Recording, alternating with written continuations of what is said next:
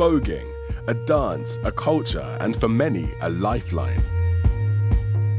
Originally born out of the Harlem Renaissance in the 1920s, through time, voguing became a form of expression for a sometimes marginalized community.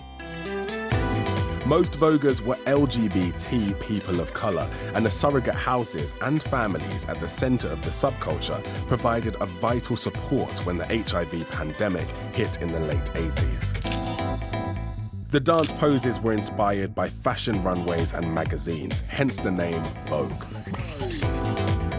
And during balls, members of the different houses came together to compete against one another. Today, lessons are popping up everywhere, and I'm off to pick up some moves. Hello. Hey man, how's it going? Good, how you doing? Good, welcome. Thank you. So I got our Vogue Essentials class today that we're gonna be doing here at Gibney. So, blade, blade, and I'm pushing, just like you're pushing through like some fudge or sludge, like heavy. Yeah. B-spring, yep. Okay. Trying to show it. Look at me, I'm on my throne now, I'm showing it off. Boom. Boom. That's why your hands are here, so it's framing that face. From here, 3, 4, 5, 6, 7, 8. Ooh, Yeah. jeans are a little bit tight. I know, mine are too, don't worry. Voguing, what is voguing? $1 million question. Really short, voguing is telling your story through poses and movements. 1, 2, 3, up. The same thing I got, which was the love of dance, the love of Vogue. I want you to take this love and take it home and then go from there. Voguing is now more popular than ever before. Hit TV shows like RuPaul's Drag Race and Pose have pushed this unique dance form into the spotlight once again. But to really understand voguing's history, I'm heading back to where it all began, Harlem. This is the Imperial Elks Lodge, home of ballroom until about 1988, so it's 80s ballroom. This was our church, it was our political rally, it was our worship, it was our fun, it was our protection. And what type of people came here? What brought them together?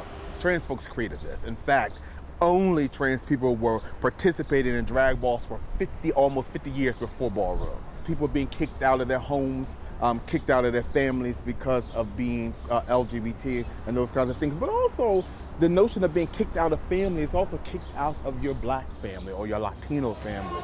Sadly, today, spaces for LGBT youth are sometimes still rare, but sexual health charities often host what are known as Kiki balls. Predominantly for a younger generation of voguers, these balls help to bring people to their services.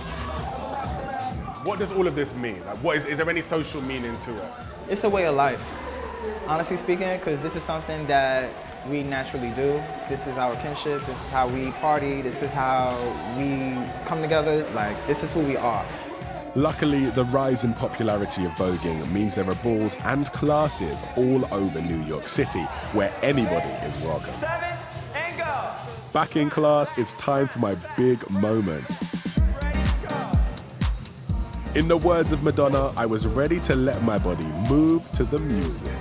But I don't think I'll be winning any trophies anytime soon.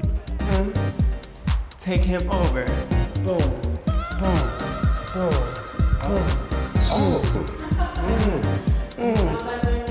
And freeze. This is everything.